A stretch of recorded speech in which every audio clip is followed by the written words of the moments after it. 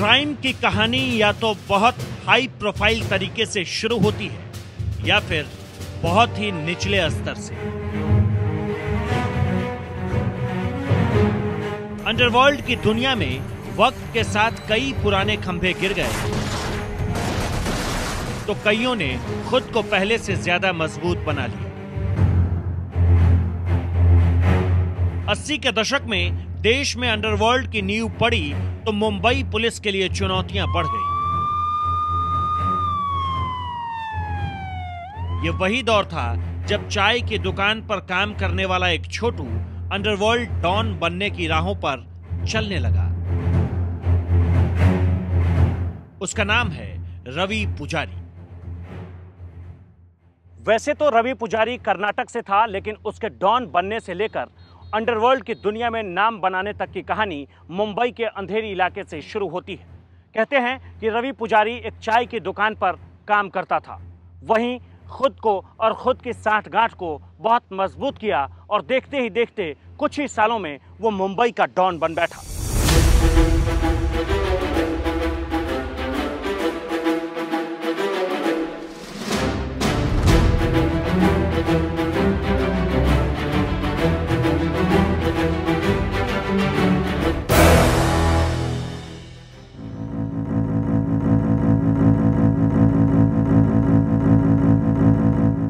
ये उस वक्त की बात है जब मुंबई में अंडरवर्ल्ड पैर पसार रहा था। छोटा राजन गैंग को कुछ लोगों की तलाश थी और मुंबई में ये काम बहुत शिद्दत से किया जा रहा था। मिर्ची बाजार से लेकर अंधेरी तक राजन गैंग के लोग बस एक ही काम कर रहे थे, गैंग को बढ़ाने का, लोगों को किसी तरह से जोड़ने का। इसी दौर में रवि पुजारी और छोटा राजन की जबरदस्त जुगलबंदी हो गई। आगे इसी जोड़ी ने मुंबई पुलिस के लिए एक साथ कई सारी मुसीबतें पैदा कर दी।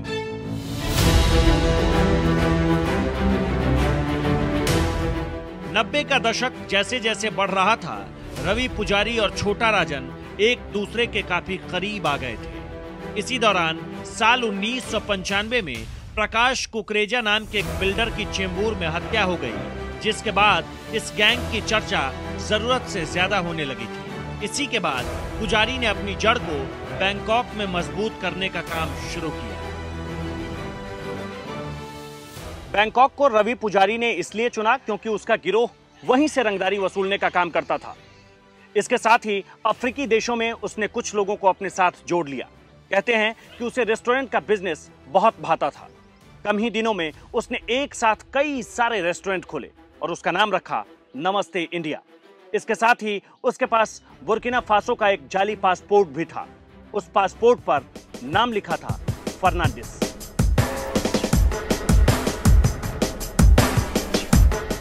एक तरफ मुंबई में अपराध बढ़ रहे थे और दूसरी तरफ अफ्रीका के कई देशों में उसका बिजनेस बूम कर रहा था।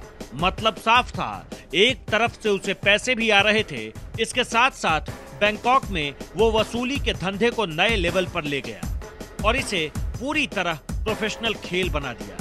इधर मुंबई पुलिस के लिए वो चुनौती पैदा कर रहा था।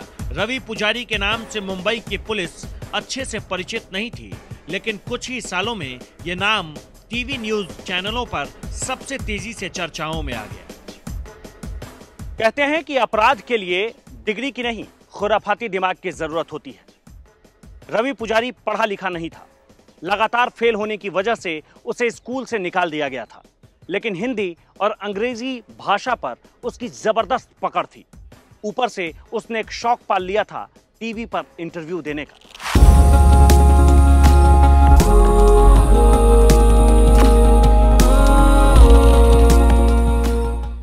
रवि पुजारी अपना गैंग प्रोफेशनल तरीके से चलाता था।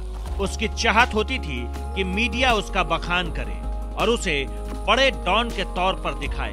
कई बार ऐसा नहीं होने पर वो नाराज भी हो जाता था। 90 के दशक में संसाधनों की कमी के बावजूद रवि पुजारी अपनी अपराध की कथा को बड़े ही चाव से मीडिया को बताना चाहता था। ऐसे ही एक इंटरव्यू में उसने बताया कि वो दाऊद इब्राहिम को पकड़कर भारत लाना चाहता है। कहते हैं कि रवि पुजारी खुद को देशभक्त डॉन बताना चाहता था। यही कारण था कि छोटा राजन के साथ काम करते हुए भी वो दाऊद के खिलाफ बयान देने लगा।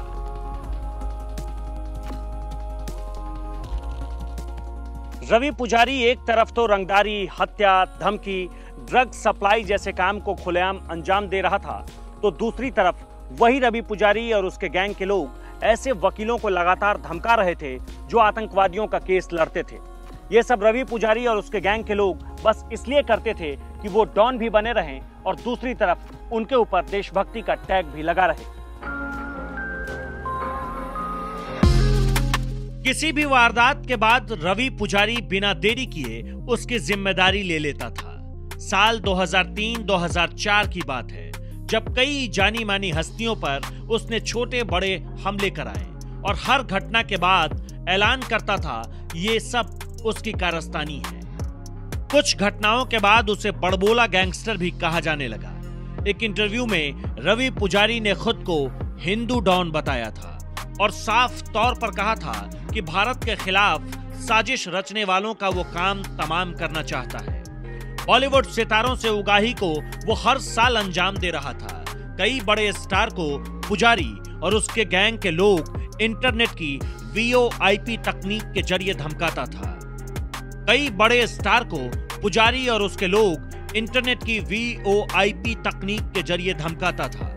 ये तकनीक ऐसा था कि पुलिस चाहकर भी उसे ट्रेस नहीं कर पा रही थी। नतीजा ये हुआ, रवि पुजारी बेखौफ बनता चला गया।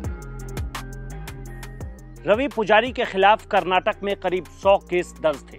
बेंगलुरु पुलिस को सबसे ज्यादा रवि पुजारी की तलाश थी। कहा तो ये तक जाता था कि कांड मुंबई में होता था और उसके लिंक जुड़े होते थे बेंगलुरु से। लेकिन देखते ही देखते कुछ ही दिनों के बाद दक्षिण भारत में रवि पुजारी की धमक बहुत तेजी से कम हो गई। 2009 से लेकर 2014 के बीच मुंबई के बाहर भी पुजारी के गैंग की पकड़ बहुत तेजी से मजबूत हो रही थी।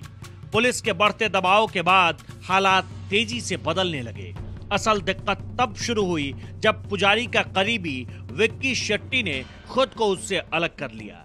इसके बाद से कर्नाटक और दक्षिण भारत में उसकी पकड़ कमजोर हो गई, लेकिन मुंबई और बाकी राज्यों में उसका गैंग उसी तरह से काम कर रहा था। सिर्फ मुंबई में करीब 55 केस उसके खिलाफ दर्ज किए गए थे। पुलिस ने रवि पुजारी की पत्नी को भी फर्जी पासपोर्ट बनाने के आरोप में एक बार गिरफ्तार कर लिया। फिर जमानत भी मिली और आखिर में पुजारी की पत्नी किसी तरह से भारत छोड़कर भाग गई थी। कई तरह की साजिशों और चालाकियों के बाद भी रवि पुजारी बच नहीं सका। उसके पास कई देशों के फर्जी पासपोर्ट थे। बावजूद इसके उसकी तलाश पूरी हुई। उसे गिरफ्तार किया गया, भारत लाया गया। हालांकि इन सारी चीजों में थोड़ी देर जरूर हुई। रवि पुजारी की सालों की तलाश के बाद कहानी साल 2020 में खत्म हुई। भारतीय खुफिया एजेंसी मुंबई क्राइम ब्रांच और गुजरात ATS को जो इनपुट मिली थी, उसके आधार पर रवि पुजारी को सेनेगल की राजधानी डकार से गिरफ्तार किया गया। मीडिया में खबर आई कि एक नाई की दुकान से उसे पकड़ा गया था। सालों तक वो दुनिया के कई देशों में अपनी पहचान छिपाकर रह रहा था, लेकिन आखिर में उसे गिरफ्तार किया गया और भारत भी लाया गया। रवि पुजारी जैसे अंडरवर्ल्ड डॉन की कहानी ये बताने के लिए काफी है कि अपराध और अपराधी दोनों का अंत तय है। रवि पुजारी को पकड़ने में, उसे भारत लाने में, जेल में बंद करने में थोड़ी देर जरूर हुई, लेकिन एक संदेश भी गया कि कानून के हाथ वाकई में लंबे होते हैं।